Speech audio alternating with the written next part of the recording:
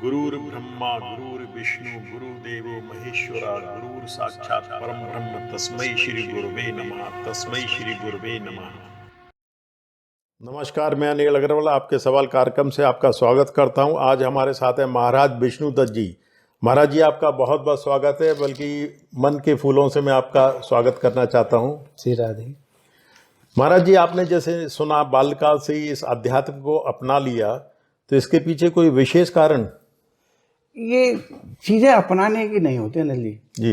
ये ठाकुर जी जिसको मोड़ना चाहता है ना जी। ये पहले से ही, जैसे ध्रुव को 5 वर्ष के बाद भी उस मोड़ने की जरूरत नहीं पड़ी। अपने आप कुछ घटना ऐसी घटी या फिर प्रहलाद जी के साथ उनको ठाकुर जी की कृपा और ठाकुर जी की शरणागति, जिनके पूर्व जन्म का स्वभाव। तो इसमें आप ही मानते हैं आपका कोई प्रयास नहीं रहा? नहीं, प्रयास तो वृत्ति से बनता है ना। वृत्ति जिसकी जैसी बनती है, प्रयास उसी तरफ व्यक्ति का मुड़ना शुरू हो जाता है। तो और प्रयास तो रामचरितमानस कहता है कि यह गुण साधन ते नहीं होई, वो प्रभु की कृपा पाओ कोई कोई। ये हमारे साधन का सौदा नहीं है। साधन से संसार की प्राप्ति हो सकती है, भगवत प्राप्ति या भक्ति की प्राप्ति ये ठाकुर जी की कृपा का सौदा है, साधन से नहीं। जब से अब जैसे अध्यात्म में आपने प्रवेश किया, तो जब से साधन तो निरंतर करते रहे होंगे ना, तो आज इस स्टेज पर पहुंचे। नहीं, मैंने बताया ना, साधन, ये साधन जो है ना, ये पूर्व जन्म के संस्कार से साधन बनता है। उसी से परिवार की प्राप्ति होती है, उसी प्रकार का माहौल लोगों के साथ मिलता है। हमारा जो संग बनता है ना, वो पूर्व जन्म के स्वभाव से कर्म बना, कर्म से स्वभाव, और स्वभाव से फिर क्रियाएं, और क्रिया से फिर भक्ति की प्राप्ति। अपने आप स्वतः ही ये पूर्व जन्म के संस्कार मेरे हिसाब से होते हैं, क्योंकि कई जन्मों, यह एक जन्म का सौदा नहीं है। नारद जी को भी 3 जन्म लगे। एक जन्म में नारद को भी संत की उपाधि, वो संत की प्रवृत्ति पर नहीं आ पाए, 3 जन्म तक। आप ये मानते हैं प्रारब्ध के अनुसार आप आगे बढ़े इस अध्यात्म में?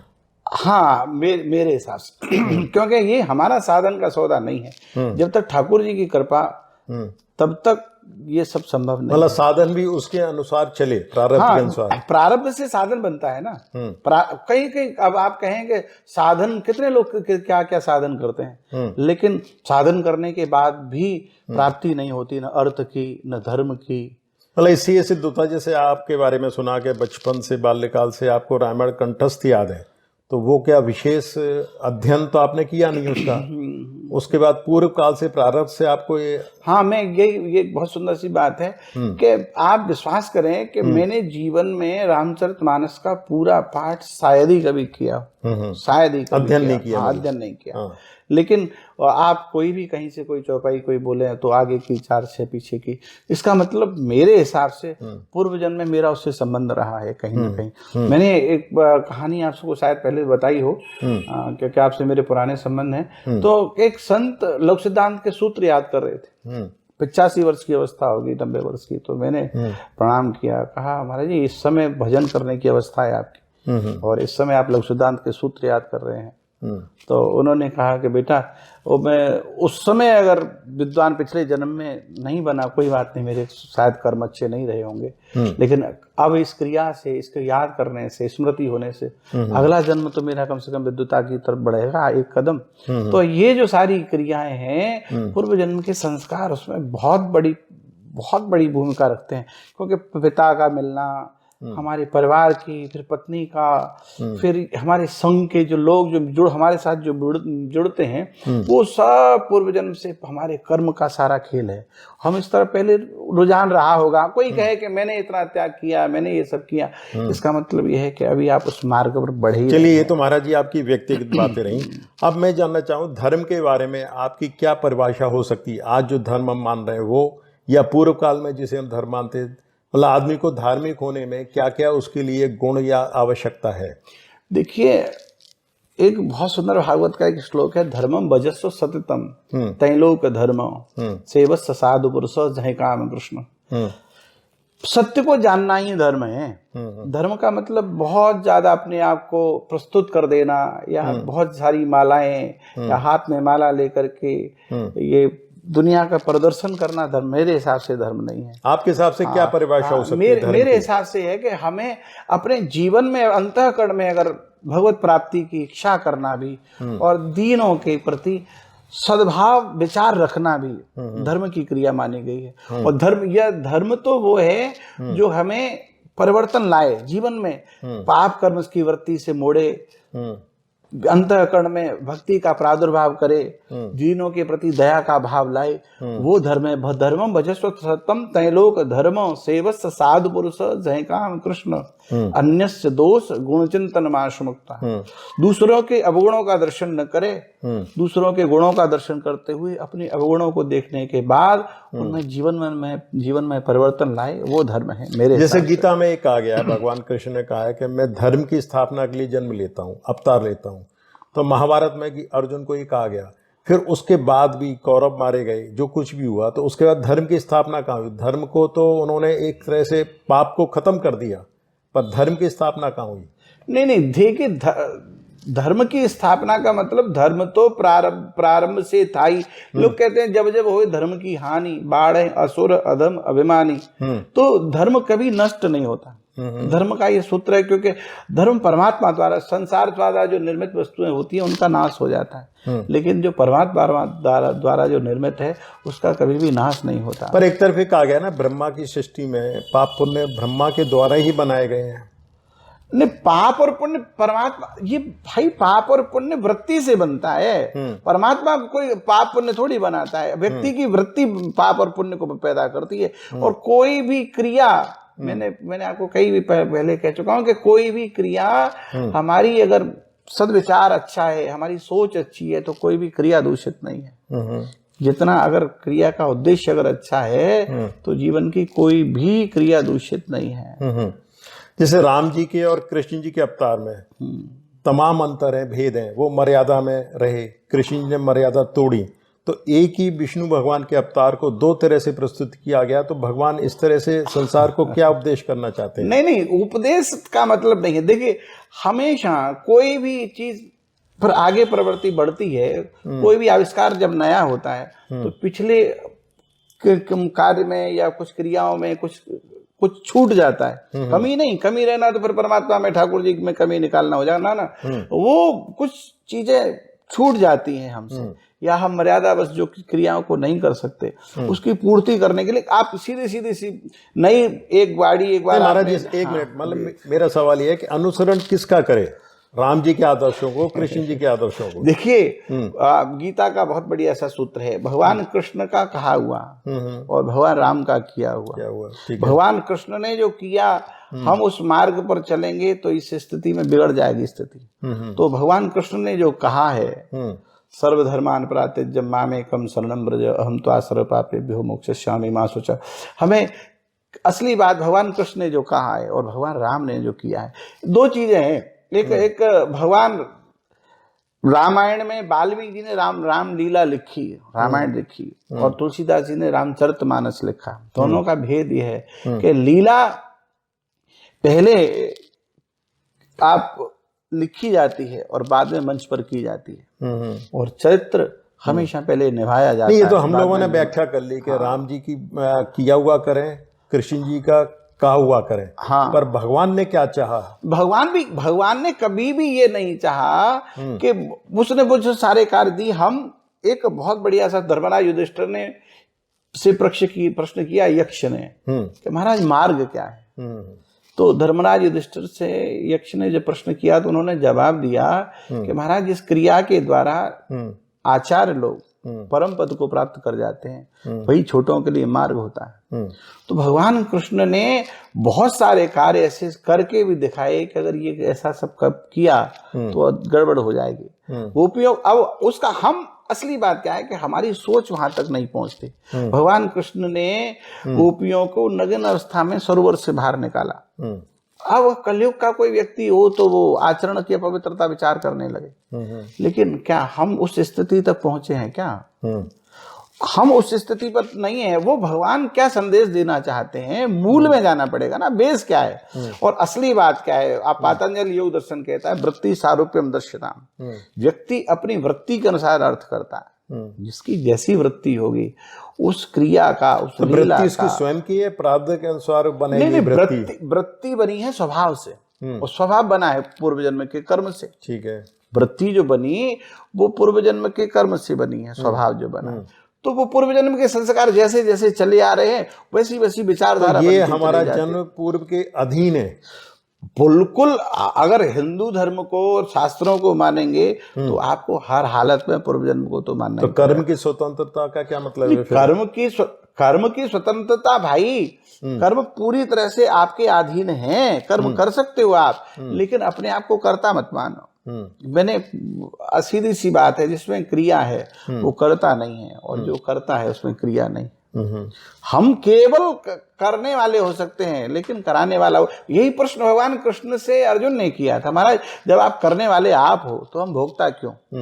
आप करने वाले आप हो, बहुत सुंदर सी बात है कि आप करते हो। आपने रामचरितमानस को तो मेरी कृपा के बिना एक पत्ता तक नहीं हिल सकता साहब, तो फिर हम भोगता क्यों? हम फिर भोगता क्यों है? तो बस भगवान कृष्ण ने कहा यही गड़बड़ है, क्योंकि व्यक्ति अपने आप को कर्ता माने बैठा है। अपने आप को कर्ता मान लेता है तो ठाकुर जी भी यही चाहता है, जब कर्ता तू है बेटा तो फिर भोक्ता भी तू ही है।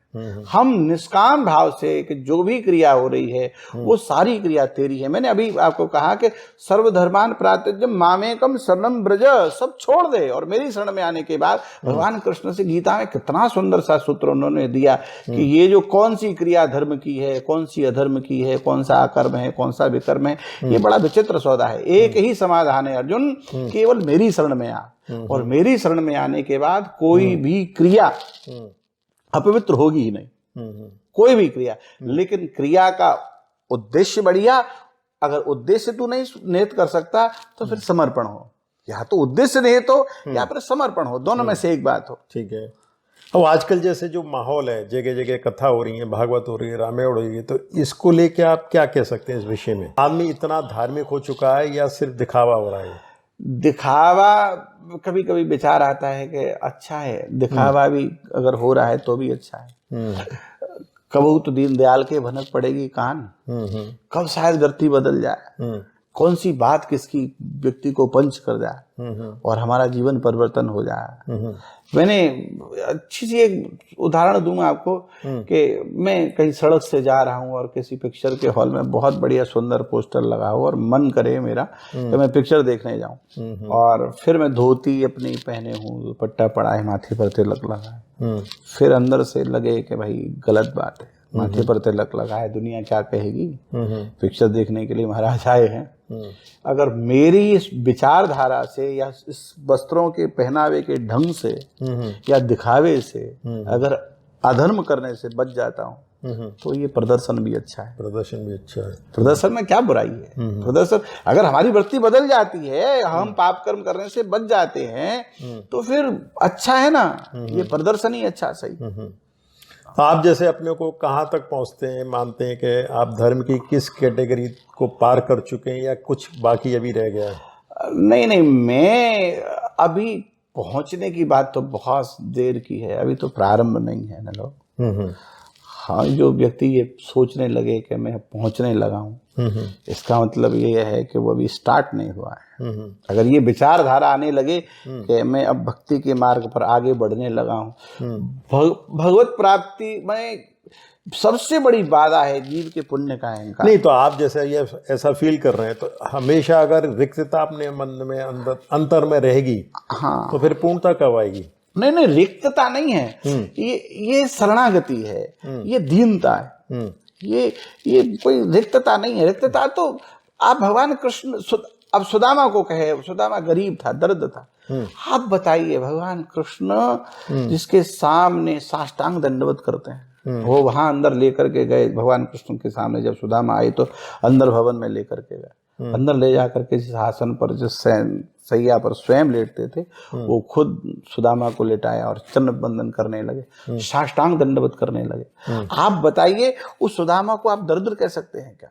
जिसको द्वारिकाधीश जिसके साष्टांग दंडवत करता है, चरण सेवा कर रहा है, उसको दरिद्र कहेंगे? पर उनके अंतःकरण में तो दीनता थी ना। हाँ, ये मैं वही कह रहा हूँ, ये रिक्तता नहीं है, इसको रिक्तता नहीं कहेंगे, ये रिक्तता नहीं है, ये दीनता है। और दीनता हमेशा भक्त की, भगवान के प्रति, स्वामी के प्रति, सेवक की ये दीनता होनी चाहिए। नहीं, जब आप पूरी तरह से परमात्मा के प्रति समर्पण कर चुके तो फिर तो पूर्णता आनी चाहिए। नहीं, अभी समर्पण का मतलब, हम अंतःकरण में समर्पण का मतलब भी अभी अब कोई कहता है कि जब मैं था तब हरि नहीं, अब हरि है मैं ना है, तो मैं समर्पण कर चुका, तो इसका मतलब मैं हूं ना कहीं।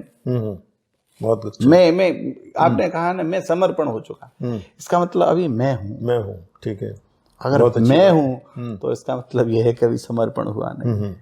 मेरी बस ठाकुर जी से एक ही प्रार्थना, एक ही विनम्र प्रार्थना, ठाकुर जी इस जन्म में नहीं तो अगले जन्म में कभी न कभी तो अपने चरणों में जगह देगा ही। आपको ऐसा नहीं लगता इस जन्म में ही पूर्णता आपको प्राप्त होगी?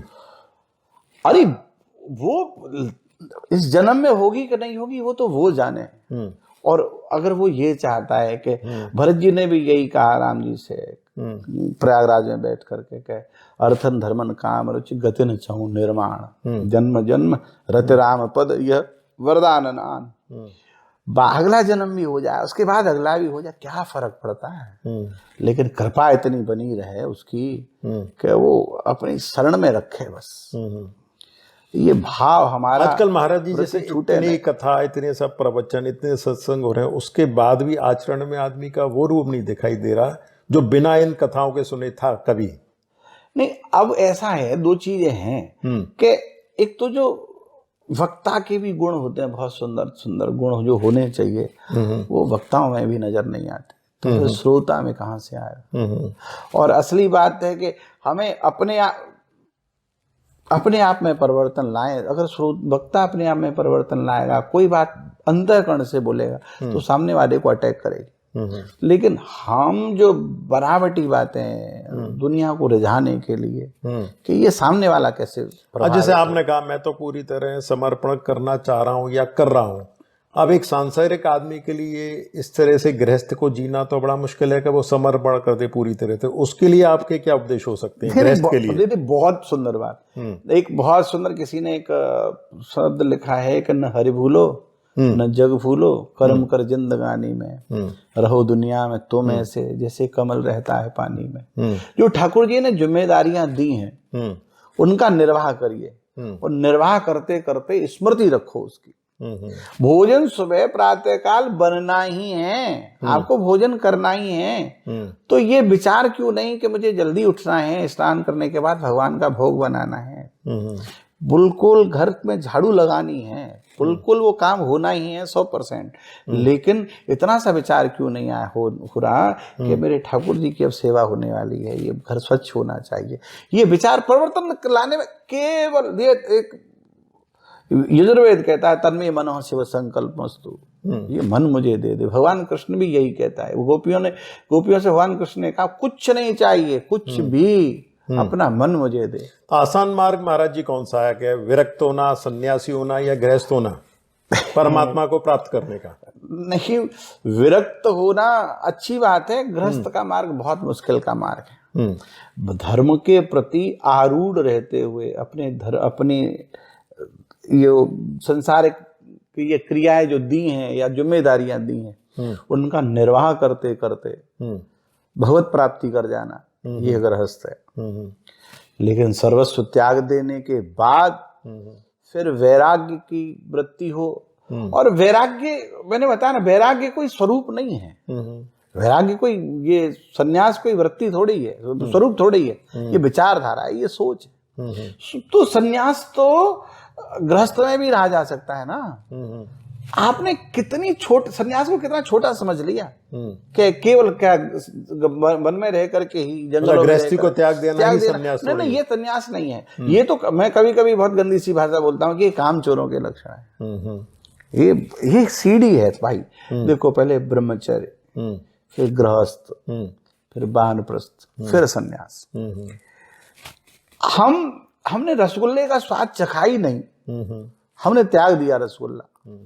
लेकिन त्याग नहीं है। लेकिन वृत्ति में सोच में हर समय वो बना रहे, वो हर समय विचार में वो बना रहे कि ये रसगुल्ला कैसा होता हुआ, ये रसगुल्ला कैसा होता। तो फिर अच्छा है ना, एक बार खा के खत्म कर यार, ठीक है। उसके बाद त्याग माना जाएगा। उसके बाद त्याग पता चलेगी कि सर्वस्व होते हुए, असली बात है सर्वस्व होते हुए त्याग देना, उसको त्याग कहते हैं। जिसके बाद फूटी कौड़ी है नहीं। एक व्यक्तिगत प्रश्न महाराज जी, आप जैसे गृहस्थ में रहते हुए ये पालन कर पा रहे हैं?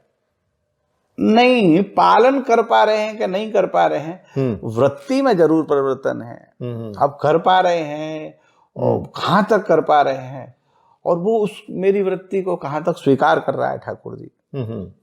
ये असली बात तो ये है कि हम क्या कर रहे हैं वो भूल जा, वो हमारी वृत्ति को कहाँ तक स्वीकार कर रहा है। तो इसका मूल्यांकन कैसे होगा? अपनी बुद्धि करेगी? देखो, नहीं, वैसे तो पतंजलि योग दर्शन कहता है निर्णय का बुद्धि, जो डिसीजन करे वो बुद्धि, लेकिन हम अपना निर्णय करने वाले स्वयं नहीं हो सकते। परीक्षा देने वाला अलग है और परीक्षक अलग है। तो हम परीक्षार्थी हैं, परीक्षक नहीं है।